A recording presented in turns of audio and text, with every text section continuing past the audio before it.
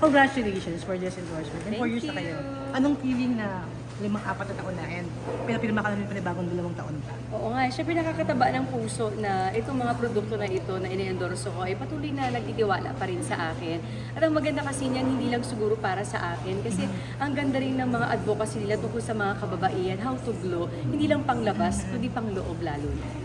Congratulations sa Vietnam. Thank you. Anong feeling na ang dami mo palang fans doon and ang positive ng feedback sa mga tao sa Actually, proud na hindi ko Pilipino? talaga ini-expect. Basta kami ay kinontak, tinawagan na kung pwede nga na pumunta ako doon kasi parang may event sila. Sabi ko, sige, try ko lang. Hindi ko na-expect pala paglabas ko. May mga tao palang naghihintay sa akin doon. So doon pala parang nagulat talaga ako. Sabi ko, wow, ang sarap naman sa pakiramdam na sa Vietnam na kung kailan pinalabas after 10 years ago, Okay. kilala pa rin nila ako. So, kinikilig talaga ako na parang sabi ko nga, isa siguro sa mga bansang napuntahan ko ang Vietnam na sobrang sweet na mga tao doon, sobrang bait sa akin. Tsaka, alam mo yun talagang all the way, kahit saan ako magpunta, pupunta sila to support. So, thank you sa kanila. Merong matanda doon na kumisa yun, ang daming natuwa. Talagang kasi niyakap mo rin yata yung matanda na Oo, fan. kasi hindi ko din alam kasi ang daming tao. Nakita ko lang sa video na nandun pala siya. Tapos, yung palang apo niya is Dong Yanatics Vietnam. Okay. Ito ay hindi mga Pilipino. Ito ay legit na Vietnamese talaga. Okay. So sabi ko, okay, on the airport daw baka pwede. Tinatanong nila kung anong kailan ako uuwi. So sinabi namin na uuwi ako. Nakipag-coordinate ako kay Dong Yanatics Philippines Okay. para sila yung magsabi sa Vietnam. So ayun, hinintay ko. So nakita ko nandun siya, parang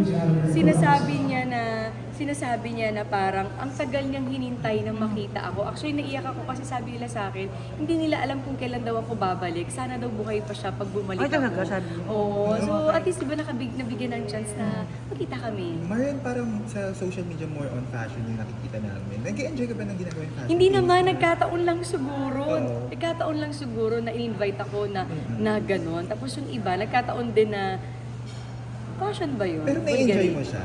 Oo, pero siguro hindi palagi. As ang hirap. Paano kung let's say Ayun na- mag-travel eh. Tapos may mga anak din ako iniintindi. Parang ang dali mo na. Actually, yung pag-alis ko sa Vietnam, tinaon ko talaga yon na may sem break yung kids ko for 1 Okay, week. okay. Pero kung walang break, hindi ko Malabo. siya matatanggap. Mars, paano ko rin mag-offer na rumampa sa Paris? Okay lang sa'yo. Parang hindi ako yun. Parang hindi ko personalidad yun.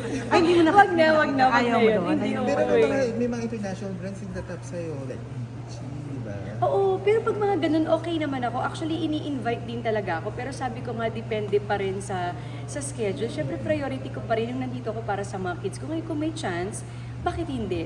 Diba? Pero pag medyo matagal na, minsan kasi 1 week, 2 weeks, mamamatay yata ako, hindi ko makita yung anak ko.